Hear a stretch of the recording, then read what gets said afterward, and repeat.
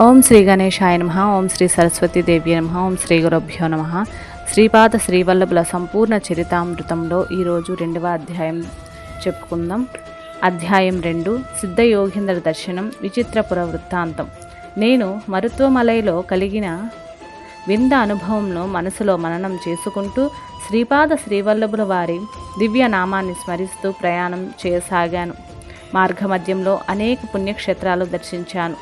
ఎవరిని ఏమీ ఆశించకుండగానే నాకు భోజనం సిద్ధించేది.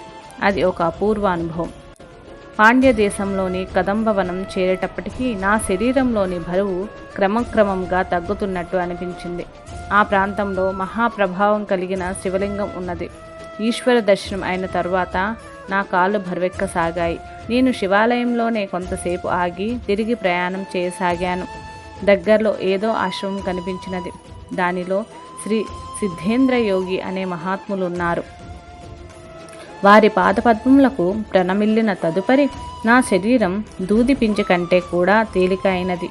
నేను శరీరంలో ఉన్నాను అనే జ్ఞానం ఉంది. అయితే శరీరం యొక్క బరువు దాదాపు శూన్యమనిపించింది. కరుణాంత రంగులైన ఆ మహాగురువులు ప్రేమతో నా శిరస్సును నిమిరి శ్రీపాద శ్రీవల్లభ దర్శన ప్రాప్తిరస్తు అని ఆశీర్వదించారు. శ్రీ యోగి వరేణ్యులు ఈ విధంగా సెలవిచ్చారు. నాయన, నీవు దర్శించిన శివలింగము మహామహిమాన్వితమైనది. పూర్వం దేవేంద్రుడు అనేక మంది రాక్షసులను జయించాడు. అయితే ఒక రాక్షసుడు తప్పించుకొని పారిపోయి తపస్సు చేయసాగాడు. తపస్సులో ఉన్న రాక్షసుని నిర్దక్షిణంగా ఇంద్రుడు చంపివేశాడు.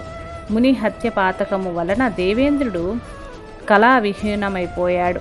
తన పాప ప్రక్షాళన కోసం అనేక పుణ్యస్థల దర్శనం చేశాడు. పాండ్య దేశంలోని ఈ కదంబవనం నందలి శివలింగం మహాశక్తివంతమగుట వలన ఇంద్రుడు కదంబవనం చేరేసరికి అతనిలో నివసిస్తున్న పాపాలు సమూహము అకస్మాత్తుగా తొలగిపోవడం ఆశ్చర్యాన్ని కలగజేసింది. ఈ క్షేత్రంలో ఏదో గొప్పదనం ఉన్నదని నలుమూలలా పరిశీలించుగా శివలింగం కనిపించింది. భక్తితో అతడు అర్పించి ఆ స్వయంభు శివలింగాన్ని ఆలయం నిర్మించాడు. అది దేవేంద్ర ప్రతిష్ఠితమైన శివలింగం. సమస్త పాపహరం, సర్వమంగళప్రదం. విశేష పుణ్యవంతులైన వారికి మాత్రమే ఈ శివలింగ దర్శనం సాధ్యం. అయితే శ్రీ దత్తప్రభువుల భక్తులకు అయాచితంగా ప్రయత్నము లేకుండగానే పుణ్యపురుషుల సంగమము, పుణ్యస్థల సందర్శనము కలుగుచుండును. నేను తిరిగి శ్రీ సిద్ధయోగీంద్రుల పాదపద్మములకు ప్రణమిల్లితిని. శ్రీ యోగీంద్రులు నన్ను తిరిగి శివలింగ దర్శనమును పొమ్మనిరి. నేను తిరిగి ఆ ప్రదేశముకు వెళ్ళేసరికి అక్కడ బహుసుందరమైన శివాలయం ఉన్నది. ఇది ఖచ్చితంగా నేను గతంలో దర్శించిన ఆలయం కానే కాదు. నేను అక్కడ విచారించగా అది శ్రీ మీనాక్షి సుందరేశ్వరుల ఆలయమని, నేను ఉన్నది మధురా నగరం అని తెలిసినది. నేను దేవతామూర్తుల దర్శనం చేసుకొని శ్రీ సిద్ధయోగీంద్రుల ఆశ్రమం వద్దకు వెళితిని. ఆ ప్రాంతమంతయును జన సమూహంతో నిండియున్న పట్టణ ప్రాంతముగా కనిపించినది. ఎంత వెదికినను శ్రీ యోగీంద్రుల ఆ ఆశ్రమం కనిపించలేదు. నేను శ్రీపాద శ్రీవల్లభుల దివ్య నామస్మరణ చేయుచు నాకు తోచిన దిక్కుగా పోసాగితిని. సూర్యాస్తమయమాయను, చీకటి పడుచుండెను. నా వెనుక నుంచి కాంతి ప్రసారము వచ్చుట గమనించి తిని. నేను తిరిగి వెనుకకు తిరుగునప్పటికీ 3 తలలు కలిగిన పెద్ద సర్పం ఒకటి వచ్చుచుండును. 3 తలలకును 3 మనులున్నవి. ఆ మనుల నుంచి కాంతి ప్రసారం జరుగుచుండెను. నేను భయ విహ్వలుడై తిని. నేను ఆగిన ఎడల ఆ దివ్య సర్పం కూడా ఆగుచుండును. నా గుండెల లోతు నుంచి అప్రయత్నంగా శ్రీపాదుల వారి దివ్యనామం వచ్చుచుండెను. అప్రయత్నంగానే నా నోటి నుంచి శ్రీపాదుల వారి దివ్యనామంను ఉచ్చరించబడుచుండెను. నేను ఎట్టకేలకు శ్రీ సిద్ధయోగేంద్రుల ఆశ్రమం చేరితిని. ఆ దివ్య సర్పము దాని కాంతి అదృశ్యమయ్యను. శ్రీ సిద్ధయోగేంద్రుడు నన్ను అత్యంత కరుణతో ఆదరించితిరి. వేడి వేడి వేయించిన శనగలను అరటి ఆకులో నాకు ప్రసాదంగా ఇచ్చిరి. నేను కడుపారా భుజించి తిని. నేను భోజనం చేయుచున్నాను. గుండె దడ తగ్గలేదు. శ్రీ సిద్ధయోగీంద్రులు ప్రేమతో నా కుడి రొమ్మును నిమిరిరి. తదుపరి ఎడమ రొమ్మును నిమిరిరి. ఆ తరువాత తమ దివ్య హస్తముతో నా శిరస్సును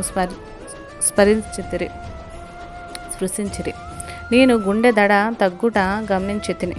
నా ఊపిరితిత్తుల నుంచి ఏదో దుష్టవాయువు బయలువెడుచున్నట్లు అనిపించినది. నా మనస్సునందు నిండియున్న చెడ్డ ఊహలు, దుష్ట సంకల్పములు బయటకు పోవుచున్నట్టు అనిపించినది. నా శరీరం అందంతటను ఉష్టం హెచ్చి శరీరమంతయును మత్తుతో నిండినట్లు ఉండెను. శ్రీ దత్తుని మహిమ, శ్రీపాదుని అనుగ్రహం సంపాదించుటకు వలయు యోగ్యతలు. శ్రీ సిద్ధయోగీంద్రులు ఈ విధంగా సెలవిచ్చారు. నువ్వు మొట్టమొదట దర్శించిన శివలింగము, తదుపరి దర్శించిన శ్రీ సుందరేశ్వరుడు వేరువేరు కాదు. నీకు ఈ రకమైన అనుభవం ప్రసాదించమని శ్రీ దత్తాత్రేయుల వారు ఆజ్ఞ కనుక ప్రసాదించడమైనది. కాలమును వెనుకకు త్రిప్పి దేవేంద్రుడు ప్రతిష్ఠించిన మూర్తిని, అప్పుడు ఉన్న యథార్థములైన పరిశ్రమలను నీకు చూపించడమైనది. నువ్వు దర్శించు సృష్టి అని భావించుటయే మాయ, అంతయును చైతన్య స్వరూపము. నీ శ్రీ దత్తప్రభువుల సంకల్పము వలన భవిష్యత్తు వర్తమానముగా మారవచ్చును, వర్తమానము భూతకాలముగా మారవచ్చును, భూతకాలము వర్తమానముగా రూపుదిద్దుకొనవచ్చును. శ్రీ దత్తప్రభువులు చైతన్యము నిత్య వర్తమానము. గతంలో జరిగినది, ప్రస్తుతం జరుగుతున్నది, భవిష్యత్తులో జరగబోవున్నది అంతయును వారి సంకల్పం అనుసరించుచుండును. ఒక విషయము జరుగుటకు గాని, జరగకుండా ఉండుటకు గాని, వేరొక వినూత్న పద్ధతిలో జరుగుటకు గాని శ్రీ దత్తప్రభు యొక్క సంకల్పమే ప్రధానము. ఏ మహాసంకల్పంతో సృష్టి స్థితి లయలను జరుపుచున్నావో ఆ మహాసంకల్పం యొక్క స్వరూపమే శ్రీ దత్తాత్రేయులు. వారే ప్రస్తుతం శరీరధారి అయి శ్రీపాద శ్రీవల్లభుగా ఈ భూమండలమును అవతరించిరి. శ్రీ పీఠికాపుర వాస్తవ్యులు వారికి సరిగా గుర్తించలేదు. గురుతత్వమును గ్రహించుటలో వారు విఫలమైనారు. కురుపురం నందలి మత్స్యకారుల వంటి అల్పజ్ఞుల బ్రహ్మజ్ఞానమును పొందిరి. వారి కరుణను పొందుటకు మనలోని అహంకారము నశించవలెను, అన్ని రకముల మదములను క్షీణించవలెను. అప్పుడే వారి శక్తి, అనుగ్రహము, యథార్థ స్థితి అవగతమగును. దేవేంద్ర ప్రతిష్ఠితమైన ఆ శివలింగమును ధనుంజయుడును వ్యాపారి గమనించెను. అది ఆ రాజ్యము నేలు కులశేఖర పాండ్యులకు విన్నవించెను. శివాజ్ఞానుసారంగా కులశేఖరుల పాండ్యుడు దానిని అభివృద్ధి పరిచి అక్కడ నగరమును నిర్మించి మధురా నగరమని నామకరణం చేసెను. వాని కుమారుడైన మలయధ్వజ పాండ్యుడు సంతాన ప్రాప్తికై పుత్రకామేష్టి చేయగా ఆ యజ్ఞకుండము నుండి అయోనిజంగా 3 ఏళ్ల బాలిక ఆవిర్భవించెను. ఆమెయే మీనాక్షీదేవి. ఆమె సుందరేశ్వరుని వివాహమాడెను. శివ జటాజూటము నుండి ఆవిర్భవించిన వేగవతి నది ఈ మధురానగరం మరింత పవిత్రపరచుచున్నది. మహావిష్ణు స్వయంగా కన్యాదానం చేసి మహావైభవోపేతంగా మీనాక్షి సుందరేశ్వరుల దివ్య కళ్యాణం జరిపించెను. నాయన శంకరభట్టు, నీపై శ్రీవల్లభుల అపార కృప విశేషముండుట చేతనే ఇచ్చటకు రాగలిగితివి అని సెలవిచ్చెను. నేను నా యొక్క అదృష్ట విశేషమును ఆశ్చర్యపడుతూ శ్రీవల్లభుల దివ్యశ్రీ చరణములను వదలకూడదనియు, ఎప్పుడు కురుపురమును చేరుదునా అనియు మనస్సులో తహతహలాడు కలుగుచుండెను. శ్రీ సిద్ధయోగీంద్రులు ఈ విధంగా సెలవిచ్చిరి. నాయన, సృష్టి అందలి ప్రతి వస్తువు నుండి ప్రకంపనలు కలుగుచుండును. ఎంతో వైవిధ్యములున్న ఈ ప్రకంపనల వలన ఇతర వస్తువులతో ఆకర్షణ, వికర్షణలు కలుగుచుండును. పుణ్యకర్మముల వలన పుణ్యరూపమైన ప్రకంపనలు స్థూల, సూక్ష్మ కారణ శరీరములందు కలుగుచుండును. పాపకర్మముల వలన పాపరూపమైన ప్రకంపనలు కలుగుచుండును. పుణ్య విశేషముల వలన పుణ్య పురుషులతో సమాగము, పుణ్యస్థలంలో దర్శనంతో పుణ్యకర్మములు యందు అనురక్తి కలిగి పుణ్యము వృద్ధి చెందుచుండును. పుణ్యము వృద్ధి నుండి పాపము క్షీణించిన గాని శ్రీ దత్తప్రభు నుంచి నిశ్చల భక్తి కుదరదు.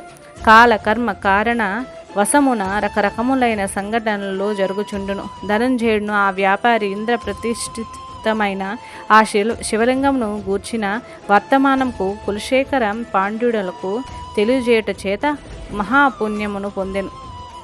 ఆ పుణ్య ప్రభావము వలన ఆంధ్రదేశమునందు బృహత్ శిలానగరమునకు రాజైన కుసుమశ్రేష్ఠిగా జన్మించి సాక్షాత్తు జగన్మాతను బిడ్డగా పొందెను. నందీశ్వరుని అంశతో అంబికా యొక్క సోదరునిగా విరూపాక్షుడు కుసుమశ్రేష్ఠ దంపతులు జన్మించెను. శ్రీ దత్తప్రభువులు తమలోని ఒక అంశను విరూపాక్షునిలో నిక్షిప్తపరిచిరి. బృహత్శిల నగరమందు జన్మించిన అంబికా గతంలో తాను ఇచ్చిన వాగ్దానమును అనుసరించి వాసవిగా పేరు పొందిన శ్రీ వాసవి కన్యకా పరమేశ్వరుని సాక్షాత్తు అంబికామయ్యును మరియు త్రిమూర్తాత్మక దత్తాత్రేయ స్వరూపములైన శ్రీపాద శ్రీవల్లభుల సాక్షాత్తు శ్రీమన్నారాయణుడనియు కేవలము జ్ఞానము మాత్రమే తెలుసుకొనగలరు, జ్ఞానులు మాత్రమే తెలుసుకోగలరు. శ్రావణ శుద్ధ పౌర్ణమి దినమున అంబికా శ్రీపాద శ్రీవల్లభుల రక్షాబంధనము గావించును.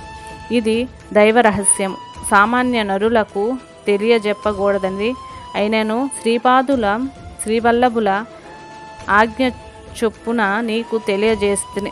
ఆ రోజున అంబికా యొక్క ఆలయములందు కానీ దత్త క్షేత్రముల యందు కానీ ఆ అర్చమూర్తులను ఎవరు దర్శించినను విశేష పుణ్యఫలమును పొందుదురు. శివకేశవులకు అభేదము, వారి భేద దృష్టిలో ఎవరు చూచినను విశేష పాప ఫలితములు పొందెదరు. ఏకాదశి నాడు సమస్త విధములైన పాపములు అన్నమును ఆశ్రయించి ఉండును. ఆ రోజున ఉపవసించి ద్వాదశి నాడు యోగ్యుడైన బ్రాహ్మణకు అన్నం పెట్టిన మహాఫలము సిద్ధించును. అయితే ద్వాదశి నాడు అన్నదాత తాను ఉపసించి అన్నము పెట్టిన ఉత్తమ ఫలితములు పొందెను.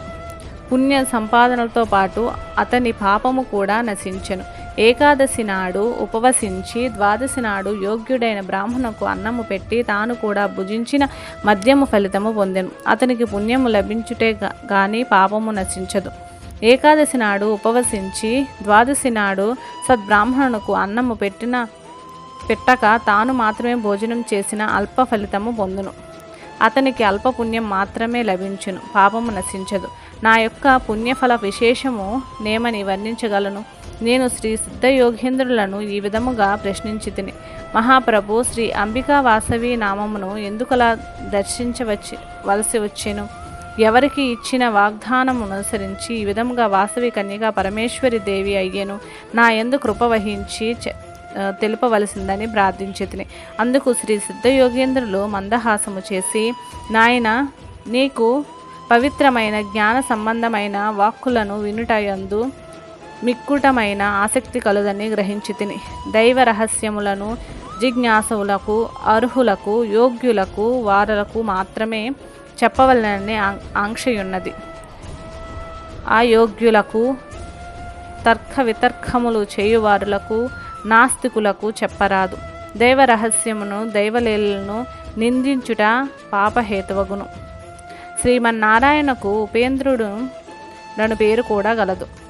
ఒక పర్యాయము ఇంద్రుడు శ్రీమన్నారాయణుని స్వామి ఉపేంద్ర నామధేయమును వహించుట వలన మీరు నాకు సోదరులైరి, అంబిక కూడా నాకు సోదరి కావెలను గదా, నా నామధేయమును స్ఫురణకు తెచ్చు రీతిగా ఆమెకు కూడా నామధేయము ఉండవలెను గదా అని ప్రశ్నించను. దానికి శ్రీమన్నారాయణ మందహాసం చేసి, అవును, నీ యొక్క వాదన సంగతముగానే ఉన్నది. ఆ విషయము అంబికనే ప్రశ్నింపుమనెను. కాలము గడుచుచుండెను. దానవులకు హతమార్చి దేవతలు గర్వోన్నతులైరి. వారికి గర్వభంగము కలుగుట సమయము ఆసన్నమాయెను. దైవము యక్ష స్వరూపములు పొందెను.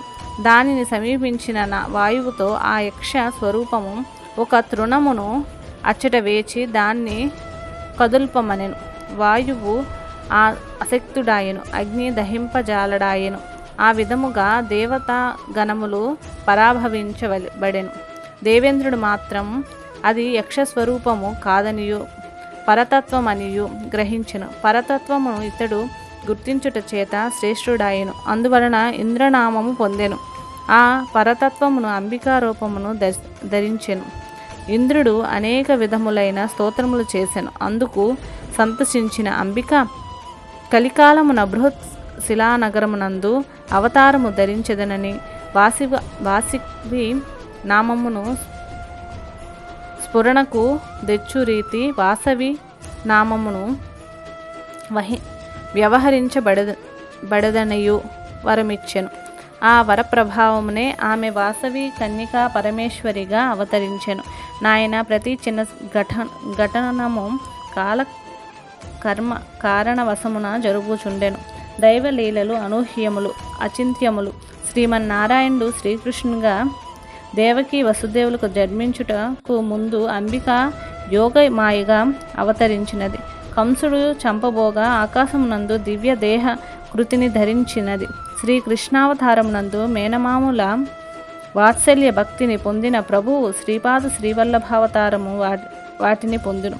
ఎవరైతే శ్రీవల్లభును తమ బిడ్డగా భావించి ఆరాధించదరో వారి గృహములందు శ్రీవల్లభులు అదృశ్య రూపమున పసిబిడ్డ వలె సంచరించుచుండెను. ఎవరైతే శ్రీ వాసవి కన్యకా పరమేశ్వరి దేవిని తన బిడ్డగా భావించి వాత్సల్య భక్తితో ఆరాధించదరో వారి ఇంట ఆమె దివ్య శిశువుగా అదృశ్య రూపమున తిరుగాడుచుండెను. పవిత్ర హృదయములైన సాధకులకు ఆమె కాలి అందేల గల్లు మన శబ్దము సుశ్రావ్యముగా వినబడును. ఇది కలియుగమునందు పరమ సత్యము, సందేహము వలదు. ఇంకా నీకు విశ్రమింపుము.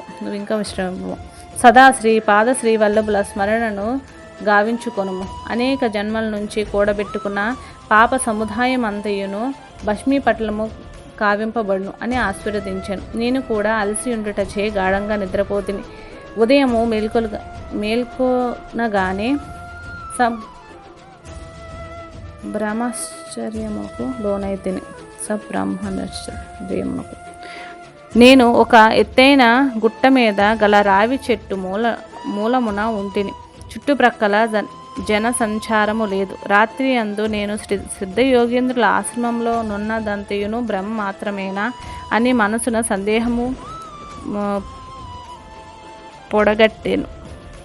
శ్రీ సిద్ధయోగేంద్రులు మాయావియ, దక్షుడా, మాంత్రికుడా అని అనుమానము సాగాను. శ్రీ సిద్ధయోగేంద్రులు శ్రీ దత్తప్రభువు గురించి చెప్పిన వాక్కులు నా కర్ణ పుటములందు మారుమ్రోగుసాగాను. నన్ను ఇటువంటి సంకట పరిస్థితిలో ఉంచినందుకు శ్రీపాద శ్రీవల్లభులకు ఏమి ప్రయోజనం అని కూడా తలచెతిని. మనస్సులో రకరకముల సంకల్ప వికల్పములు కలుగుచుండెను. నా మూట ముల్లె సర్దుకొని తిరిగి ప్రయాణం సాగించుతిని. ఉదయం నుంచి మధ్యాహ్నం వరకు ప్రయాణం సాగినది. అచ్చట చిన్న చిన్న ఇండ్లు గల పల్లెలను చూచితిని. నాకు ఆకలి బాధ ఎక్కువ అవసాగాను. నేను బ్రాహ్మణుడును. బ్రాహ్మణుల ఇంట తప్ప వేరొక చోట భుజింపజాలను. సంభావములెవరైనను సమకూర్చిన ఎడల స్వయం పాకమును చేసుకొని భుజించెదను.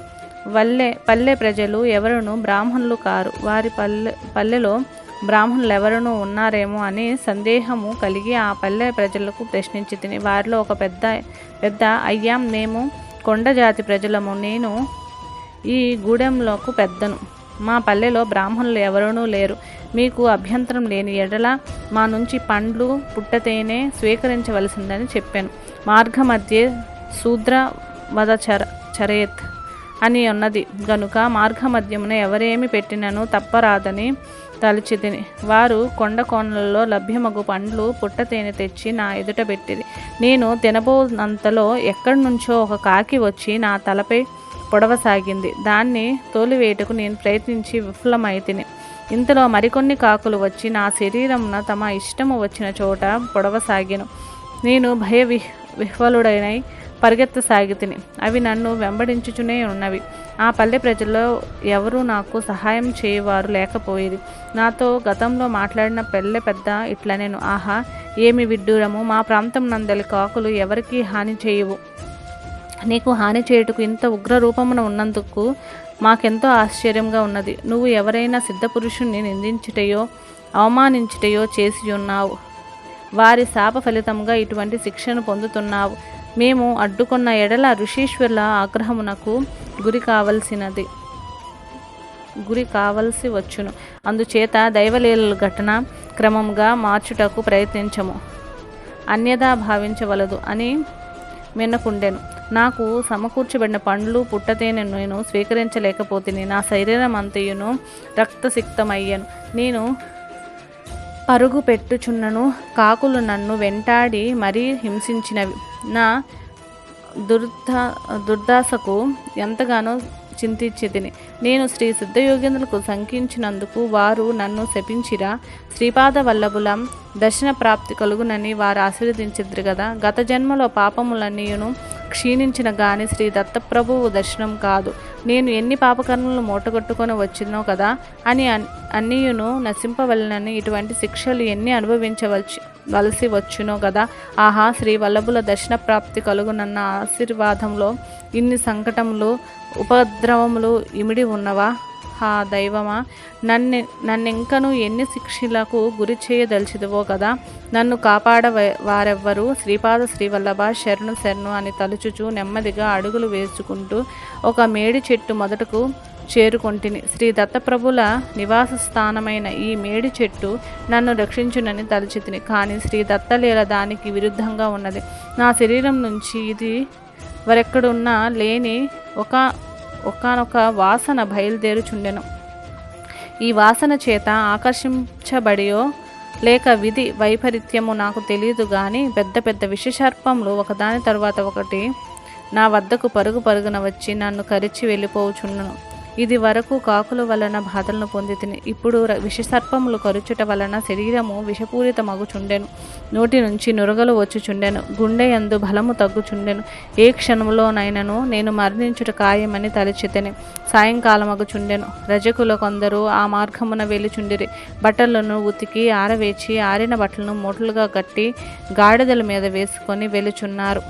వారి నా దురవస్థను గమనించి నేను బ్రాహ్మణును గనుక ముట్టుకోవచ్చునా లేదా అని కొంతసేపు తటాపటాయించిరి.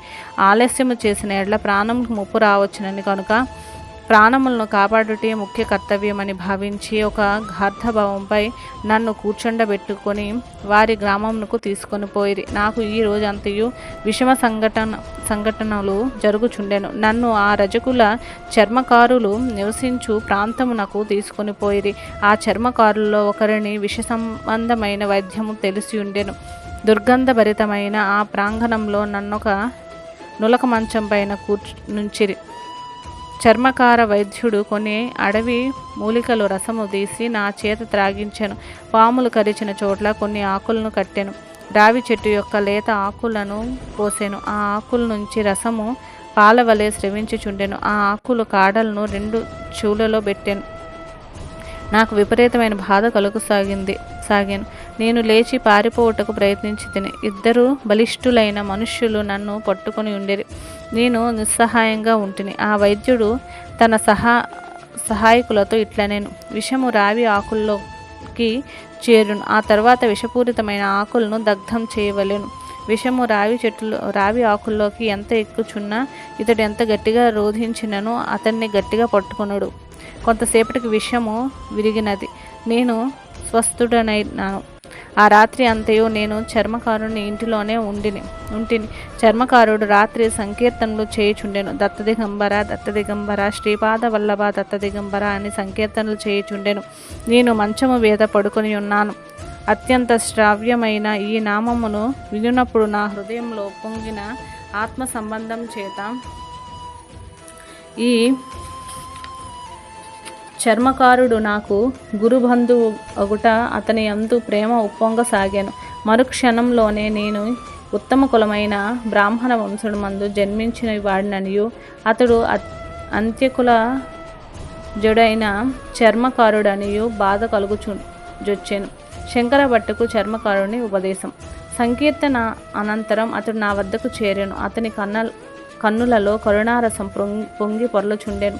అతని నేత్రద్వయము ఆత్మానుభూతిని సూచించుచున్నట్లు ఉండెను. ఇతడు యోగి గాని కాడు కదా అని మనమున సందేహము పొడసూపెను. అతడు నా వైపు ఇటులా చెప్పసాగాను, అయ్యా, నా పేరు వల్లభదాసు. నేను చర్మకారుడినే,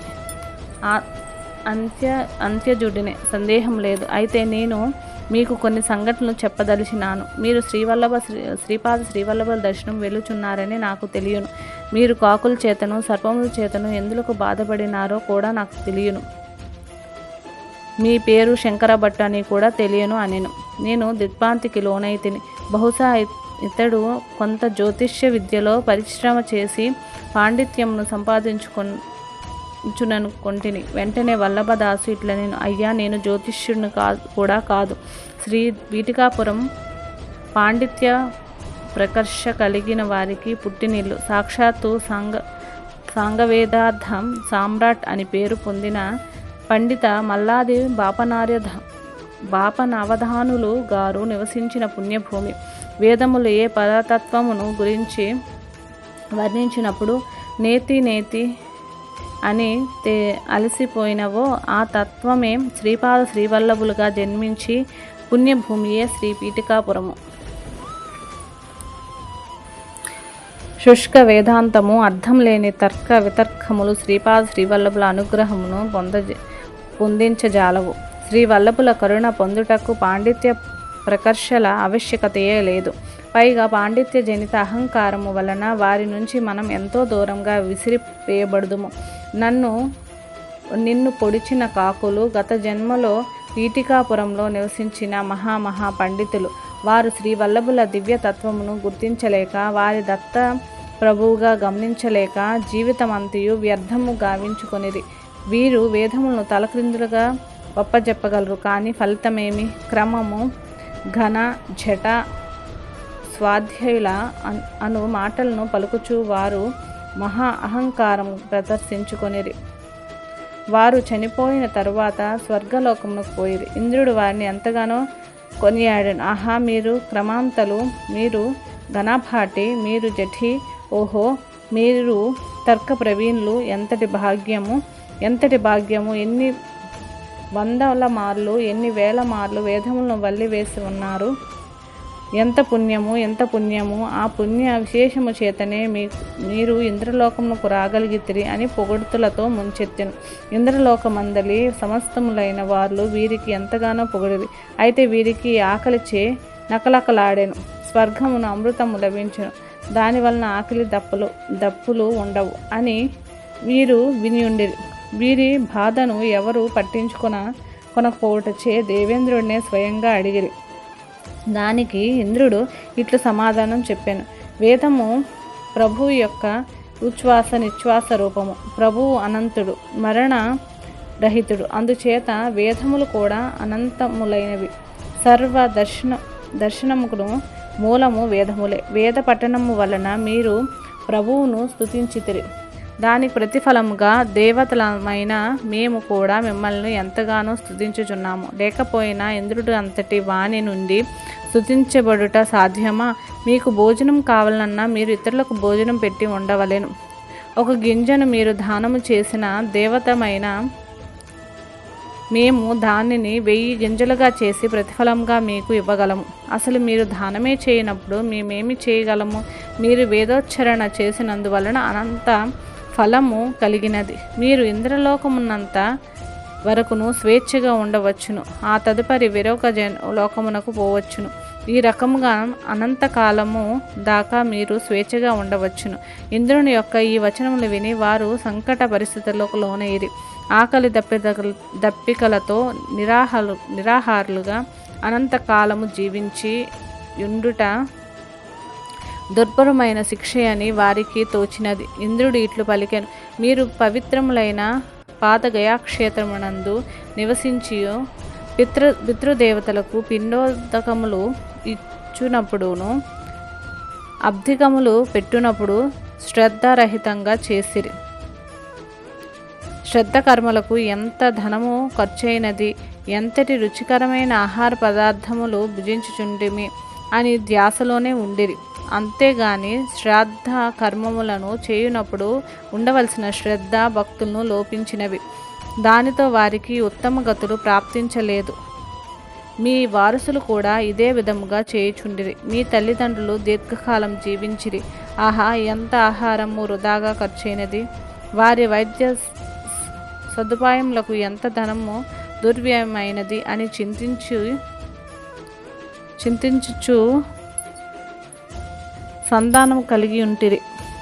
సాక్షాత్తు శ్రీమన్నారాయణుడు శ్రీపాద శ్రీవల్లభ రూపమున మీ మధ్యనే అవతరించి తరుణోపాయమును చూపుచుండగా దుర్భాషలాడిరి.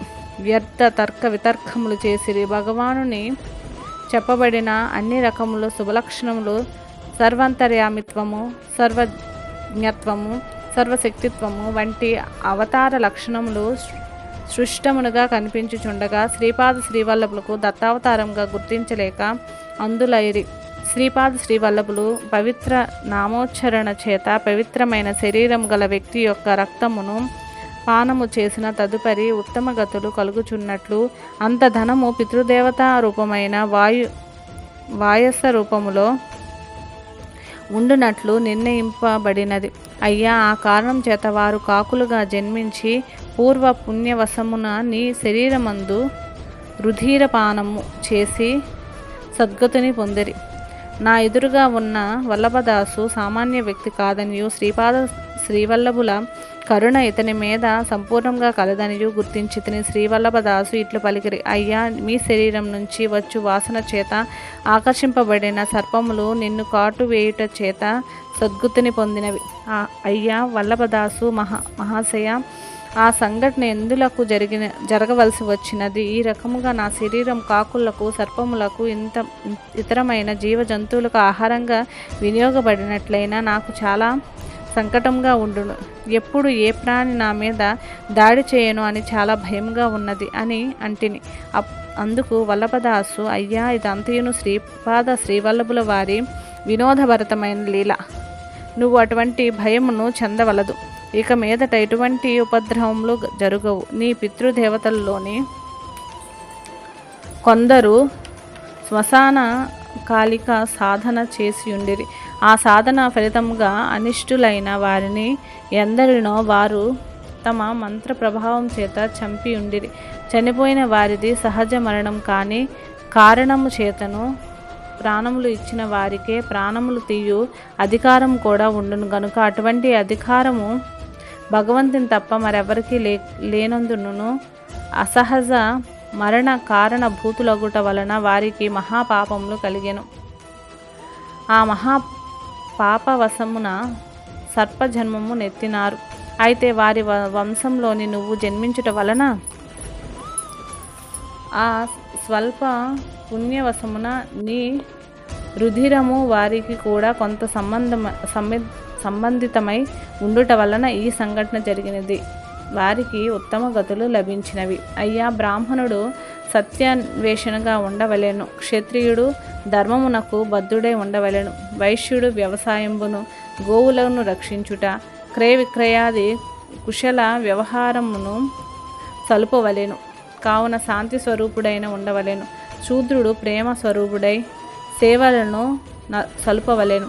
అయితే భగవదానుగ్రహ ప్రాప్తికి జాతి, కుల, ధన, భేదమేమీను ఉండదు. బ్రాహ్మణుడు క్షత్రియ ధర్మమును పాటించి రాజు కావచ్చును. క్షత్రియుడు బ్రహ్మ జ్ఞానమును ఉపక్షించుడు బ్రాహ్మణ ధర్మమును అనుసరించవచ్చును. వైశ్యుడైన కుసుమశ్రేష్ఠి క్షత్రియ దర్శనమును పాటించి రాజరికం చేయలేదా? క్షత్రియ ధర్మానుసారము ఆత్మగౌరవమును పాటించు సందర్భంలో తను వారితో సహా అగ్నికి ఆహుతి కాలేదా?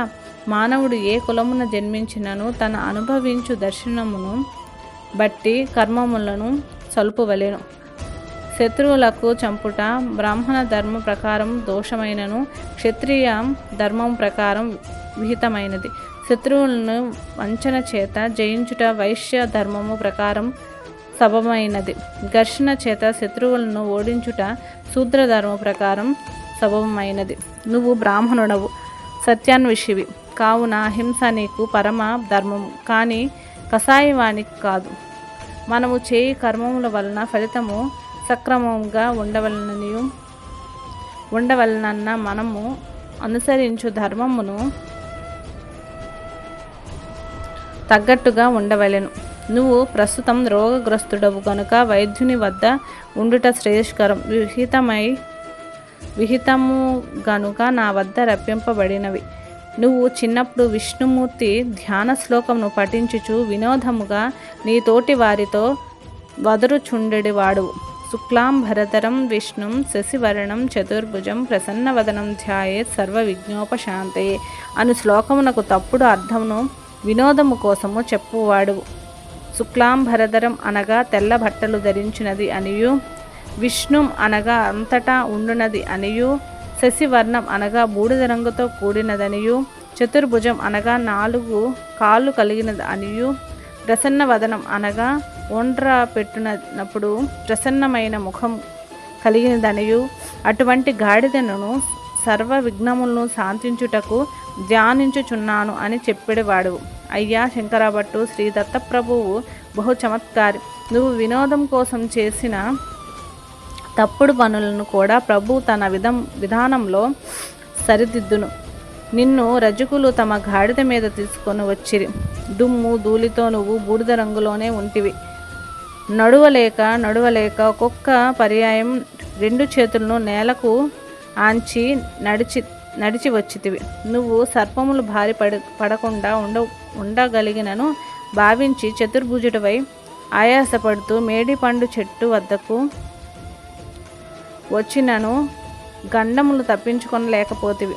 బాధలో విలవిల్లాడకపోయినా ఎడల నువ్వు ప్రసన్న వదనుడవే. ఆఖరికి నువ్వు చర్మకారుల పల్లెకు చేర్చగలిగబడితివి. నిన్ను ఈ రకములైన దురవస్థను పాలు చేయటంలో శ్రీవల్లభుల వినోదంతో పాటు నీకు గుణపాఠంలో నేర్పుటతో పాటు నీచ జన్మల నుంచి వారికి విముక్తి కలిగించబడినది. నువ్వు వినోదంగా తోటి బాలనుకు విష్ణుధ్యాన శ్లోకమును చెప్పచుండేటి వాడవు. ఆఖరికి అంత్యజుడివైన నా చేత ఉపదేశమును వినడి పరిస్థితికి వచ్చితివి. ఇప్పుడు నువ్వు ఇచ్చుట నున్నావు. రేపు నువ్వు నీ సాటి కులస్తుల ఇంట ఉండవచ్చును. ఇప్పుడు జరిగిన ఈ సంఘటనను వారికి పొరపాటున చెప్పినను వారు నిన్ను తమ కులముల నుంచి వెలివేయుదురు. కనుక శ్రీవల్లభుల మనలకు ప్రతిక్షణం గమనిస్తూనే ఉంటానని తెలుసుకొనవలసినది. శ్రీవల్లభదాసుకు హితబోధతో నాలోని బ్రాహ్మణ అహంకారము తగ్గినది. వల్లభదాసు అంత్యజుడునన్న భావము పోయి అతడు కూడా నా రక్త సంబంధికుడనే అన్నంత సోద ప్రేమ కలిగినది. వల్లభదాసు ఆతిథ్యమును స్వీకరించి 2-3 రోజులు గడిచిన తరువాత నేను ఆ ఊరి నుంచి బయలుదేరితిని. నేను చిదంబరం చేరుటకు ముందు విచిత్రపురం అను పట్టణంలో విచిత్ర పరిస్థితిలో ఇరుక్కొని బయటపడి తిని. శ్రీ వల్లభుల అనుగ్రహ విశేషము ఏమని వర్ణించగలను? నేను విచిత్రపురం అను గ్రామం నుంచి కాలినడకన పోతూ ఉండగా వినయ విధేయతలతో కూడిన రాజభటులు నన్ను సమీపించిరి. అయ్యా, మీరు వైష్ణవుల శైవుల అని ప్రశ్నించిరి. శివకేశవ భేదమును పాటించని స్మర్తుమని చెప్పి తిని. మేము శివకేశవుల భేదమును పాటించనివారిమైనను కాస్త శైవము వైపు మొగ్గు చూపెదడి వారిమనియు ఆదిశంకరుల దక్షిణామ్నాయ పీఠమైన శృంగేరి ఎందలి శంకరాచార్యుల వారు మాకు గురువుల లగుదురనియు చెప్పి తిని. మీరు దయ ఉంచి మా రాజుగారి వద్దకు రావలసినదని కోరిరి. నేను వారిని అనుసరించి రాజదర్శనం పోయి తిని. దారి మధ్యలో సంభాషణ వశమున నాకు కొన్ని విచిత్ర విషయములు తెలిసినవి. ఆ రోజు బ్రాహ్మణులు ఎవరును కనిపించిన వారిని తన వద్దకు రమ్మని ఆహ్వానించాను. అంతకు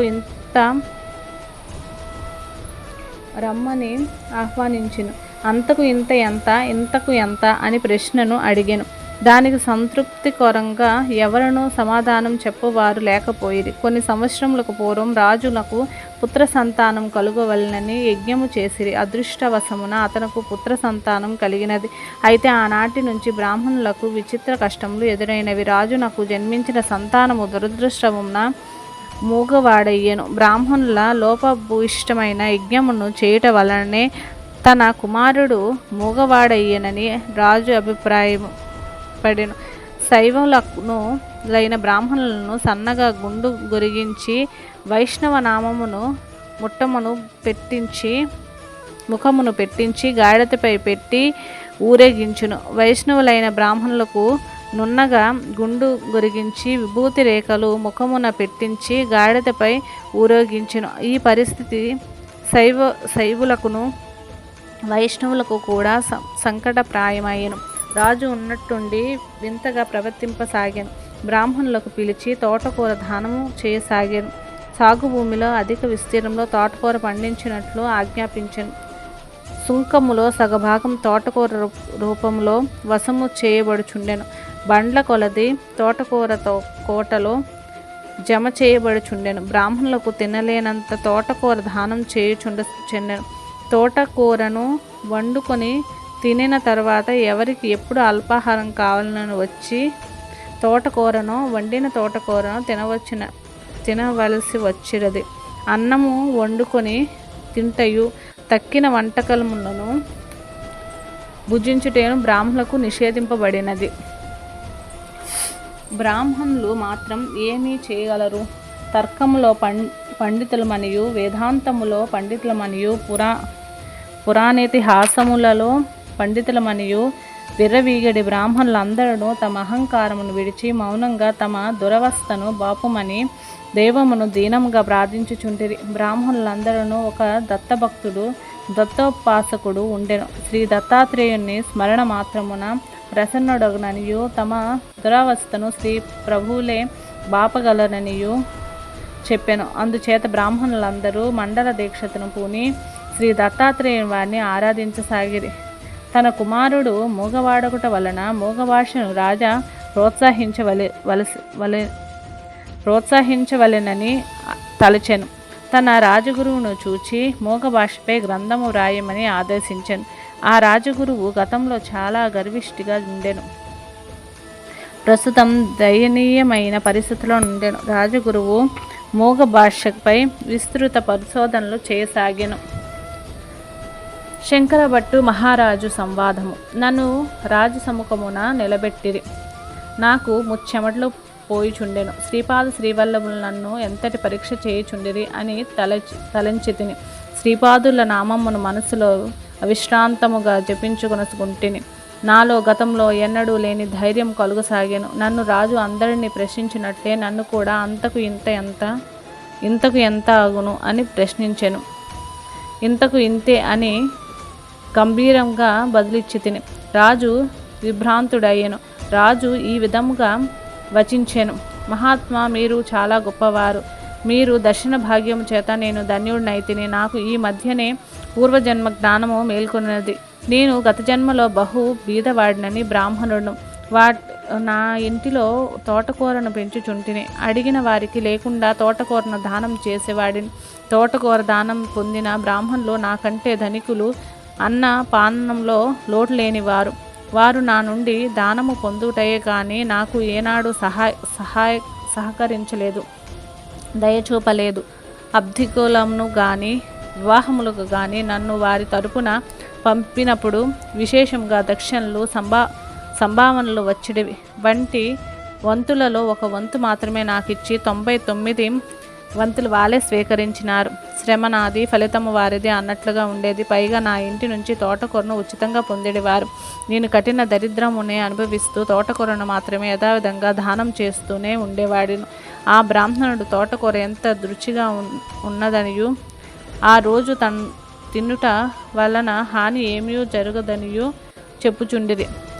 కాలచక్రము గిర్రున తిరిగినది. నేను కటిక దరిద్రంతో ఉండి కూడా తోటకూర దానం చేయుట వలన రాజుగా జన్మించి తిని నా వద్ద తోటకూర దానం తీసుకున్న బ్రాహ్మణులు నా రాజ్యంలోని బ్రాహ్మణులుగా జన్మించిరి. నేను వారికంటే ఎన్నో రెట్లు ధనవంతుడను శ్రేష్ఠుడకు జన్మనెత్తి తిని తోటకూర దానము చేయటం వలన నాకు రాజైతిని కదా. వారి ఇప్పుడు అప్పటికంటే ఎన్నో రెట్లు బండ్లు కొలది తోటకూర దానం చేయుచున్నాను కదా. ఈ దానముకు ప్రతిఫలం నేను పొందుబోవు మహోన్నత స్థితి ఏమిటి అని ఈ వింత ప్రశ్నను వేసి తిని మీరు మాత్రమే దానికి సరైన సమాధానం చెప్పిదిరి అని ముగించాను. నేను రాజా, పూర్వజన్మలో పరిస్థితి దృష్ట్యా నీ వద్దనున్న తోటకూర ఎంతో విలువైనది. ఇప్పుడు స్థితిలో దానమునకు తగినది. అందువలన ఈ స్థితిలో తోటకూర ఎంత దానం చేసినా అందుకు 100 రెట్లు తోటకూర నీకు లభించును గాని అంతకంటే మరేమీ రాదు. నా మాటలకు రాజు ఎంతో సంతోషించెను. నేను యథాలాపంగా ఇచ్చిన జవాబులకు రాజు తన స్వయపూర్వ జన్మ కారణము తెలుపుట నా మనస్సునకు ఊరట కలిగించినది. శ్రీ చరణముల కృపా విశేషము గాడిదను అధిరోహించుడు గండము తప్పిదని భావించి తిని శుక్లాంబరధరం విష్ణు అను పవిత్ర శ్లోకమును తప్పుడు అర్థం వినోదం కోసం చిన్నప్పుడు చెప్పిన దానికి ఇది వరకే గాడిదను అధిరోహించుట జరిగినది. ఇప్పుడు చాలా అవమానకరం పరిస్థితుల్లో గాడిదనెక్కిన గండము తప్పించినందుకు శ్రీపాదుల వారికి మనస్సులో నమస్సులు అర్పించి తిని. ఇంకా రెండవ పరీక్ష ప్రారంభమైనది. రాజునకు అత్యంత ప్రియమైన మూక భాషలో పరీక్ష మొదలయ్యను. రాజగురువులు నన్ను పరీక్షించుట మొదలెడిరి. రాజగురువులు తమ వేళ్లను చూపుచు 1, 2 అని సైగలతో ప్రశ్నించిరి. నువ్వు ఒక్కడవే వచ్చావా లేక మరొకరు ఎవరైనా తోడున్నారా అని అర్థముతో రాజగురువులు అడుగుచున్నారని అనుకొని ఒక్కడినే వచ్చి తినని 1 వేలు చూపించాను. సైగలతో ఉత్తరం ఇచ్చి తిని. తదుపరి వారు 3 వేలను చూపిరి. 3 సంఖ్య నాకు దత్తాత్రేయున వారిని స్ఫురింపజేసినది. మీరు దత్తభక్తుల అని ప్రశ్నించి అనుకొంటిని. భక్తి అన్నది గుప్తముగా ఉండవలసింది భావించి పిడికెల్ని బిగించి చూపి ఇది రహస్యమైన విషయమనియు అది హృదయాంతర్గతము నందలి విషయమని తెలియజేసి తిని. వారికి రాజగురువులు తియ్యటి తినుబండారంలో బ్రతిమాలి దూరంలో సైగులతో ఇవ్వబోయిరి. నేను అది వలదని వారించుచు నా వద్దనున్న అటుకుల మూటను చూపి అందుండి కొన్ని అటుకులు తీసి వారికిచ్చి తిని. నాకు తీయటి తినుబండారాల కంటే అటుకులు యందు ఇష్టం ఎక్కువనియు మీరు కూడా వీటి రుచిని తెలుసుకోవచ్చుననియు నా భావం. అప్పుడు రాజగురువులు ఉదాత్త స్వరంతో రాజా, ఇతడు గొప్ప పండితుడు, వేదాంగములను అపోసన పట్టిన మహాపండితులని తెలియచున్నది. ఇతడు మూగ భాషలో కూడా మహాపండితుడని శ్లాఘించెను.